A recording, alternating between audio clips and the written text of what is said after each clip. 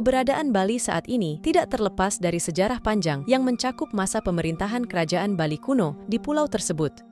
Pada masa itu, raja-raja silih berganti memegang kendali pemerintahan, baik melalui garis keturunan, hubungan saudara, maupun dari dinasti yang berbeda. Salah satu dinasti terkenal yang tercatat dalam sejarah Bali kuno adalah dinasti Warmadewa, yang memerintah Kerajaan Bali kuno pertama berdasarkan prasasti Blanjong yang ditemukan di Banjar Blanjong, Desa Sanurkau, Denpasar Selatan, Bali.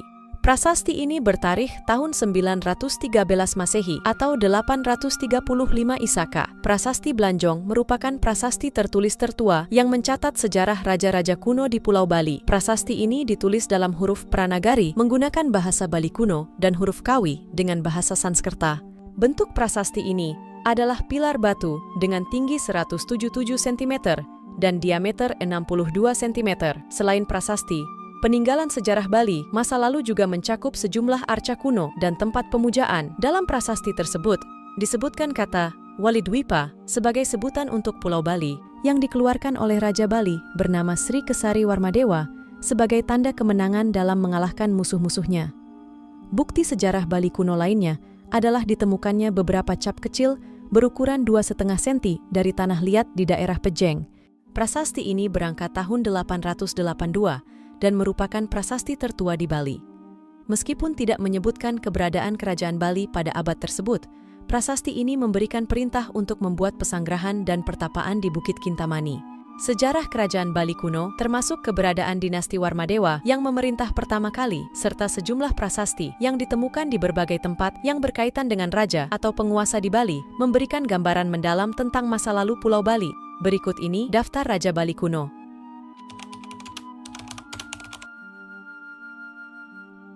Sri Kesari Warmadewa adalah pendiri kerajaan berdahulu dari dinasti Warmadewa yang memerintah di Pulau Bali, Indonesia, dari tahun 882 hingga 914 Masehi.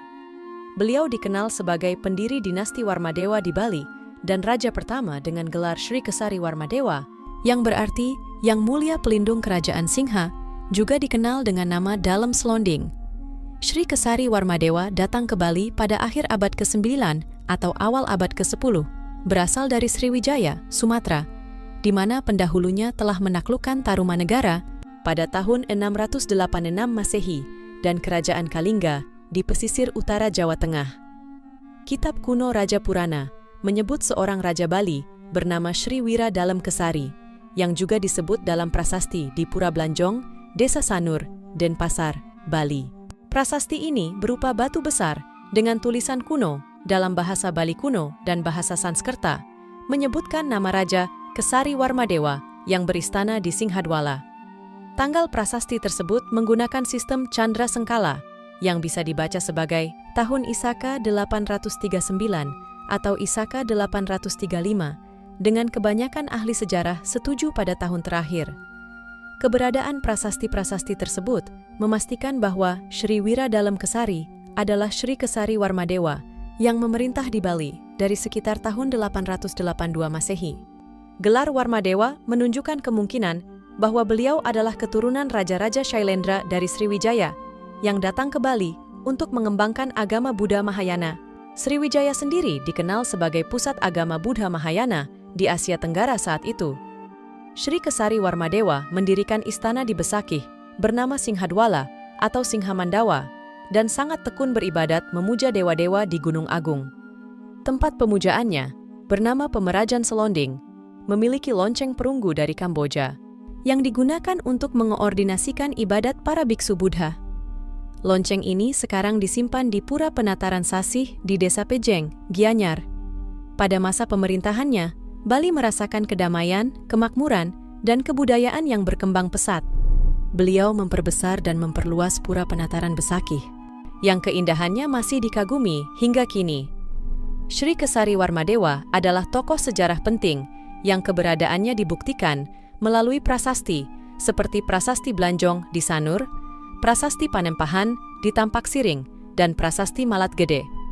Prasasti-prasasti ini ditulis pada bulan gelap, Falguna, dan menyebutkan bahwa Sri Kesari Warmadewa adalah Raja Adipati, penguasa Bali yang mewakili kekuasaan Sriwijaya.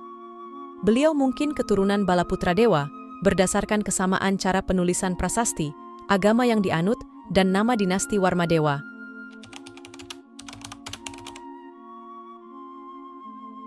Setelah wafatnya Raja Kesari Warmadewa pada tahun Saka 837 atau 915 Masehi, putranya Sri Ugrasena Warmadewa naik tahta sebagai Raja Bali.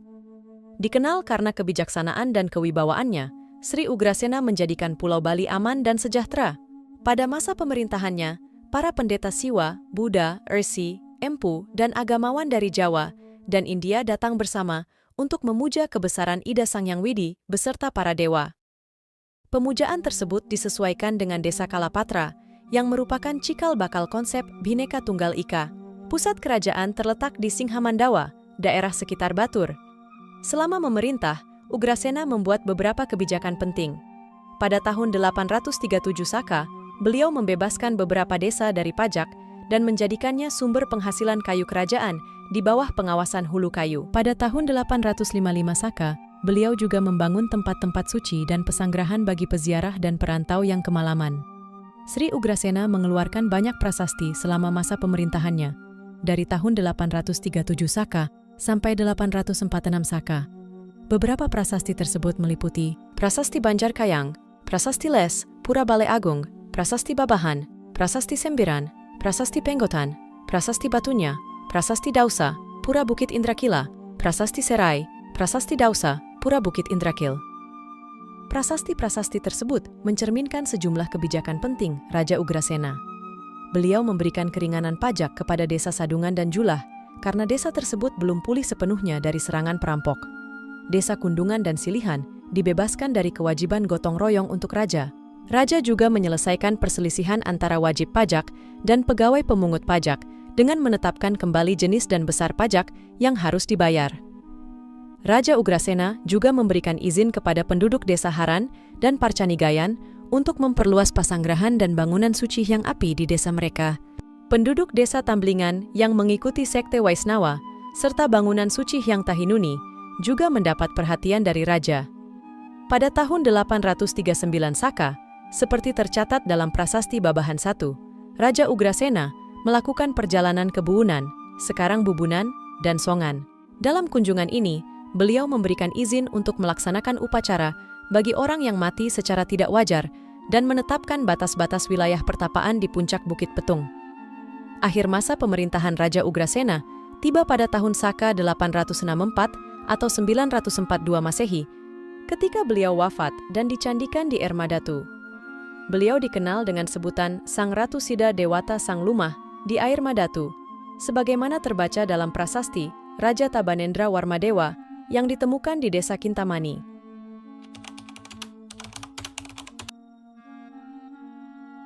Pada masa ini, terdapat sejumlah raja yang memerintah di Bali, meskipun ibu kota pusat pemerintahannya belum ditemukan. Raja pertama dalam periode ini adalah Sri Haji Tabanendra Warmadewa, yang berkuasa bersama permaisurinya Sri Subhadrika Darmadewi dari tahun 877 hingga 889 Saka. Mereka menggantikan Raja Ugrasena dan terkenal karena berhasil membangun pemandian suci Tirta Empul di Manukraya, dekat Tampak Siring. Di tengah masa pemerintahan mereka, muncul seorang raja lain bernama Jaya Singa Warmadewa atau Chandrabaya Singa Warmadewa pada sekitar tahun 960 Masehi. Kemungkinan kekuasaan raja ini diambil dari Sri Haji Tabanendra Warmadewa dalam suatu perebutan kekuasaan yang akhirnya dikembalikan kepada Sri Haji Tabanendra Warmadewa. Ada 4 prasasti yang mengabadikan pasangan ini.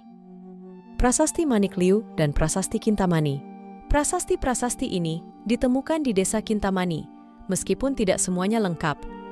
3 prasasti pertama berhubungan dengan pemberian izin oleh raja kepada Samgat Juru Mangjahit Kajang dan anak bandut di Desa Pakuan dan Talun untuk dibebaskan dari tugas bergotong royong dan sebagian pajak kecuali pajak rot. Prasasti Kintamani A yang terkait dengan Prasasti Kintamani B memerintahkan pemugaran pesanggarahan di Air Mih. Ini menunjukkan penghargaan Sri Haji Tabanendra Warmadewa dan Sri Subhadrika Darmadewi terhadap Sri Ugrasena. Jika epitet tersebut benar-benar digunakan untuk Raja Ugrasena setelah kematiannya, sistem pewarisan tahta di Bali berdasarkan keturunan di mana putra tertua dari permaisuri bangsawan biasanya menggantikan raja yang meninggal. Namun, jika putra mahkota masih di bawah umur, ibunya atau salah satu bangsawan dapat mewakili hingga ia dewasa. Raja dibantu oleh Dewan Kerajaan yang disebut Pasamuan Agung, yang memberikan nasihat dalam memecahkan masalah pemerintahan dan mengurus hubungan luar negeri. Patih, prebekel, dan penggawa daerah juga mendukung pemerintahan dengan mengelola administrasi setempat. Setelah Sri Haji Tabanendra Warmadewa wafat, beliau dicandikan di Air Mandu, menutup masa pemerintahannya.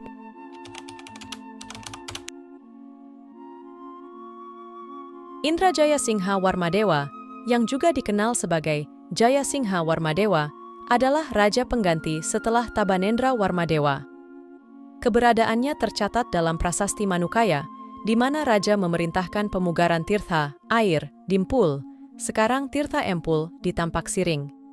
Setiap tahun, tempat tersebut mengalami kerusakan akibat derasnya aliran air, dan pemugaran ini diharapkan dapat menguatkan dan mempertahankan kedua telaga yang ada dalam jangka waktu lama.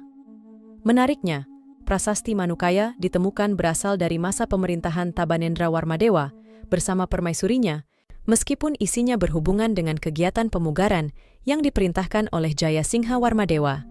Ini menunjukkan bahwa terbitnya prasasti ini terjadi dalam suasana damai, tanpa adanya konflik internal atau peristiwa kudeta dalam dinasti yang berkuasa.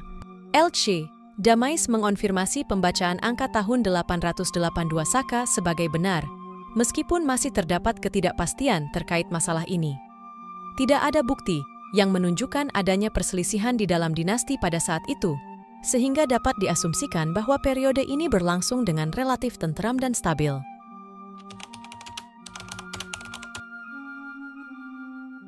Sang Ratu Sri Janasadu Warmadewa, seorang raja dari Wangsa Warmadewa, memerintah di Bali pada akhir abad ke-10 Masehi. Meskipun sejarahnya tercatat dalam berbagai prasasti, namanya hanya terdapat dalam satu prasasti, yaitu Prasasti Sembiran, dikeluarkan pada tahun 897 Saka.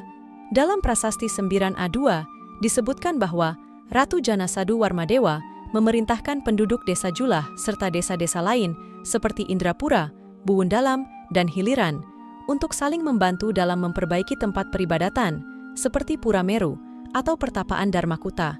Selain itu, mereka juga diminta untuk bersiap-siap mempersenjatai diri dan melindungi wilayah mereka dari perampokan, serta menghadapi peperangan. Ini menunjukkan bahwa penduduk Bali Mula, Bali Aga, sudah lama menetap di sekitar wilayah pantai Bali Utara sejak zaman itu.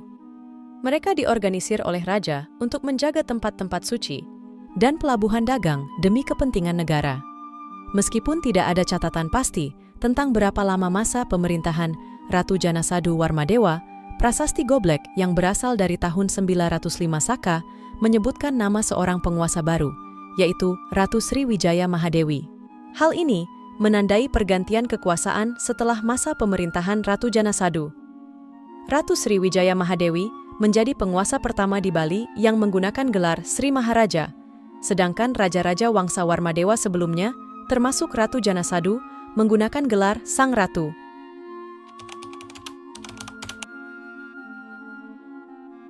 Beliau termasyhur akan kewibawaan dan kebesarannya sebagai penguasa tunggal, dipuji dan dihormati oleh para pendeta dan para raja sampai ke Pulau Jawa. Maka dari itu, Baginda mempersunting putri raja dari Pulau Jawa yang sangat utama, Putri Sri Makuta Wangsawardani Raja Wanita, yang bersuamikan Sri Makuta Wangsawardana. Baginda berputra 2 orang yang berparas cantik. Yang tinggal di Jawa kawin dengan Raja Kediri, yang bergelar Sri Dharmawangsa, Teguh Ananta Wikrama Tunggadewa, dan yang menikah ke Bali bergelar Ratu Mahendradatta Gunapriya, Dharmapatni, Baginda yang menjadi junjungan rakyat Bali. Pada masa pemerintahan Udayana, hubungan kerajaan Bali dan Mataram kuno berjalan sangat baik. Hal ini disebabkan oleh adanya pernikahan antara Udayana dengan Gunapriya Dharmapatni, cicit Empu Sendok, yang kemudian dikenal sebagai Mahendradatta. Pada masa itu, banyak dihasilkan prasasti-prasasti yang menggunakan huruf Nagari dan Kawi, serta bahasa Bali kuno, dan Sangsekerta. Dikisahkan, Baginda Maharaja Sri Dharma, Udayana Warmadewa memerintah Pulau Bali bersama permaisuri, makin bertambah kewibawaan Baginda, oleh karena Ratu Mahendradatta Gunapriya, Dharmapatni bijaksana masyhur di Nusantara. Dalam menjalankan roda pemerintahan beliau, mendatangkan 4 orang rohaniawan dari Jawa, di antaranya Empu Semeru, merupakan penganut agama Siwa, 999 Masehi, bertempat di Besaki, selaku pemelihara Pura Hyang Putranjaya, atau yang sekarang dikenal dengan nama Pura Ratu Pasek. Empu Gana, merupakan penganut aliran Ganapatya, bertempat di Gelgel, di mana sekarang dibangun Pura Dasar Buwana Gelgel. Empu Kuturan, merupakan penganut Buddha Mahayana, bertempat di Padangbai, di mana sekarang berdiri Pura Silayukti. Empu Genijaya, merupakan penganut Brahmaisme, bertempat di Gunung Lempuyang, di mana sekarang dibangun Pura Lempuyang Madya. Ada pula yang merupakan perisai pengawal Baginda yang sudah dipercaya bernama Senapati Wrasaba, Senapati Pancakala, Senapati Waranasi, Senapati Tira, Senapati Danda, Senapati Wit, Senapati Byut, Senapati Kalabaksa, Senapati Kuturan, Senapati Maniringin, Senapati Sarbwa. 11 orang Senapati Baginda yang bersama-sama mengatur dan mengayomi Pulau Bali. Ke-11 senapati itu diberikan imbalan sawah bukti.